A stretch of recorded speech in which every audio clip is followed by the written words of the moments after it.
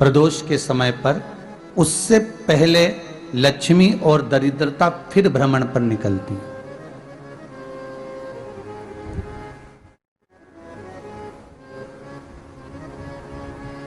शिव भ्रमण कर कर जब वापिस आ जाते हैं, हिंदू धर्म में पीपल के वृक्ष की जो गणना वराह पुराण में करी गई है, 4 बजे से 7 बजे तक शिव के भ्रमण का समय बताया है शाम को। तो 7 बजे से लेकर फिर रात्रि 9 बजे तक लक्ष्मी और दरिद्रता फिर भ्रमण पर जाती है। इनका एक समय निश्चित है महाराज। भ्रमण कर कर आ जाना। अब इस बीच में जब लक्ष्मी और दरिद्रता दोनों निकल कर जा रही हैं, तो दोनों एक भाव रख कर जाती हैं कि आज हमको कहां प्रवेश करना है।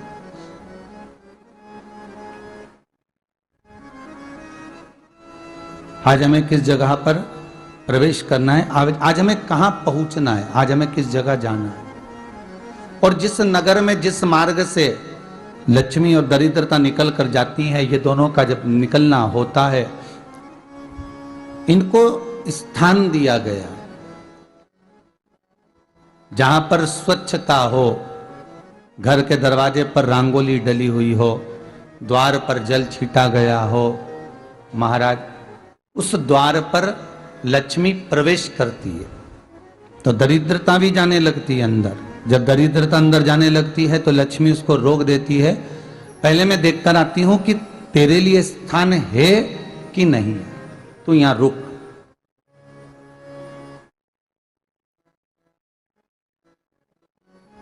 कुछ देर तक दरिद्रता बाहर खड़ी रहती है और लक्ष्मी जी की बड़ी बहन जब दरिद्रता बार बार अंदर जाने का प्रयास करती है तो लक्ष्मी जी कहती हैं, जी तू इतनी बड़ी होकर तुझे मालूम है तू तेरा सम्मान होना चाहिए, आदर होना चाहिए, और तू अंदर चली जाए और कोई तेरा सम्मान ना करे तो कितना बुरा लगेगा, इसलिए तू बाहर खड़ी रहे। मैं अभी आई। अंदर जाती है और जब लक्ष्मी जी भ्रमण कर लेती हैं, अंदर प्रवेश कर कर आती हैं, और प्रवेश कर कर आती हैं तो दरिद्रता पूछती है चले अंदर। तो लक्ष्मी जी कहती हैं, तुझे मालूम नहीं है क्या जी कि जिस घर में मैं प्रवेश कर जाती हूं उस घर में फिर दरिद्रता नहीं जा सकती, क्योंकि यह तेरा वचन था, यह तेरा वचन था।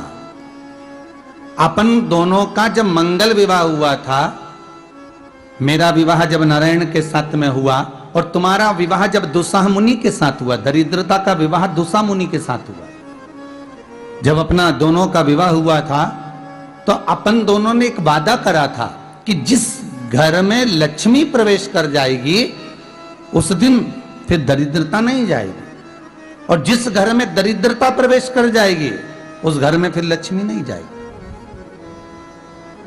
अब जब मैं अंदर देख कर आ गई हूं तो तू अंदर नहीं जा सकती, अर्थात लक्ष्मी के चरण जिस घर में पड़ गए उस घर में फिर दरिद्रता प्रवेश नहीं कर रही। चलते चलते फिर दरिद्रता ने देखा और लक्ष्मी जी इसको लेकर गई, और लक्ष्मी जी ने देखा कि इसके दरवाजे पर जल नहीं छीटा गया, इसके दरवाजे पर ना रंगोली डली है, इसका द्वार साफ नहीं हुआ है, इसके द्वार पर दीप नहीं है, इसके द्वार पर कलश नहीं है, इसके दरवाजे पर ढेर सारा कचरा पड़ा हुआ है, कोई श्वान कोई कुत्ता गंदगी भी कर कर चला गया है, कहीं बिल्ली ने गंदगी कर रखी है, कहीं जीवों ने कुछ गंदा गिरा रखा है। तो फिर लक्ष्मी जी कहती है, जी अब मैं होकर आ गई थी ना, अब तू जा, तू होकर आ। और दरिद्रता प्रवेश करती है। तो अंदर जाकर क्या देखती है दरिद्रता कि इतनी सवेरे से मैं घूमने इनके दरवाजे पर आई और ये तो सब चादर तान के चकाचक गुर्राटा भर भर कर सो रहे हैं। तो दरिद्रता कह देती है, तुम्हारा भाग्य ही बेकार है, तुम्हें क्या करूं, तुम ऐसे ही सोते रहो। और दरिद्रता गुस्से में बाहर निकल कर आती है, लक्ष्मी से कहती है, लक्ष्मी तू इसके घर में जाना ही मत ही। तो दरिद्रता को कहती है, जी तेरी बात नहीं मानूंगी क्या मैं? लक्ष्मी जी बोली, मैं तेरी बात नहीं मानूंगी, बिल्कुल नहीं जाऊंगी इसके घर में, तू चिंता मत कर, चल आगे चले। फिर आगे बढ़े। ये लक्ष्मी और दरिद्रता का प्रवेश है। आपके घर का द्वार आपके घर का दरवाजा। फिर निवेदन करूंगा एक बहुत सुंदर बात, हमें महाराष्ट्र से सीखना चाहिए, हमें साउथ से सीखना चाहिए, दक्षिण से। जिस समय पर भक्ति देवी यमुना जी के घाट पर रो रही थी अपने पुत्र ज्ञान और वैराग्य को गोदी में लेकर, समय देवऋषि नारद ने प्रश्न किया था कि तुम कहां पर पोषित हुई हो, तुम्हें ऊर्जा कहां से प्राप्त हुई? तो कहा मैं गुजरात से तो चली हूं।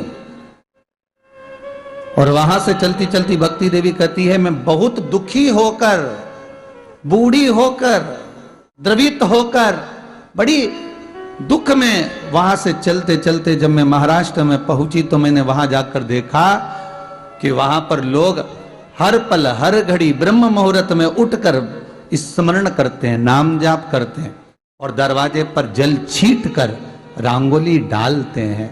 तो कह रही है कि वहां पर मैं थोड़ी अवस्थावान होने लगी, वहां मुझे अच्छा लगने लगा। फिर जब मैं और आगे पढ़ी, दक्षिण में जब पहुंची, वहां पर जाकर मैंने देखा कि सुबह से उठकर मंगलाचरण, मंगला स्तोत्र और वेदों की ध्वनि होने लगी। वहां पर मैं और आनंदित हो गई। हमें कुछ चीजें महाराष्ट्र से सीखना चाहिए कि वहां रहने वाले जो भगत हैं, वारकरी संप्रदाय के जो भक्त होते हैं, वैष्णव जो धर्म के भक्त होते हैं, उनका नियम है सवेरे के समय घर में पानी है कि नहीं है, पर जब भी वो घर का दरवाजे के बाहर थोड़ा ना थोड़ा पानी तो छींट ही देते हैं। और छींटने के बाद फिर वहां पर अपने यहाँ तो दिवाली पर रंगोली बनती है जी, और वहां पर रोज की रंगोली बन जाती है कि कभी हो सकता है परमात्मा राह भूल कर हमारे घर में प्रवेश कर जाए, इसलिए वहां प्रतिदिन की रंगोली, प्रतिदिन।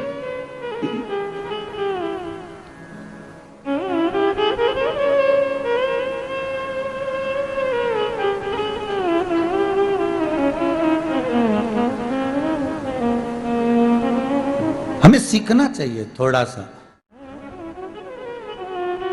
आज के जमाने में तो बहू अपने कमरे की झाड़ू लगा ले, वो ही बहुत बड़ी बात है। हो खड़ी खड़ी बहू ये देखती रहेगी कि नौकरानी सही से झाड़ू लगा रही, वहां से लगा के लाओ, इधर से हेड के ले जाओ, वहां से कचरा सोरो, वहां से पोछा लगाओ। खड़ी रहेगी, उंगली से बताती रहेगी, पर इतना नहीं बनेगा कि सेविका से, नौकरानी से, दासी से कह दे कि तू मम्मी पापा के कमरे की लगा ले, मैं मेरे कमरे की लगा लूंगी, तू जा उधर। थोड़ा दया का भाव अगर होता तो उसके मन में भी आता कि मेरी बड़ी सेठानी तो अपनी जगह पर है, पर छोटी तो सेठानी की भी बड़ी सेठानी है जो मुझ पर करुणा करती रहती है। पर बड़ी तो कहे कि बेटा रहने दे, तू उधर ले जा, जब भाभी के कमरे में देख ले जा, उसके बच्चों का बड़ा फैलारा रहता ना, तू उधर देख ले जा, तो जरा उधर, मां उधर भेज रही है।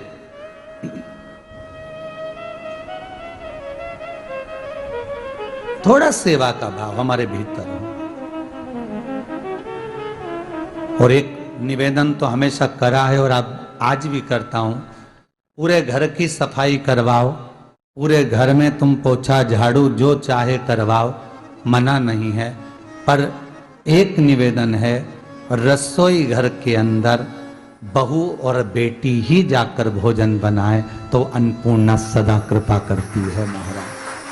बहू और बेटी ही।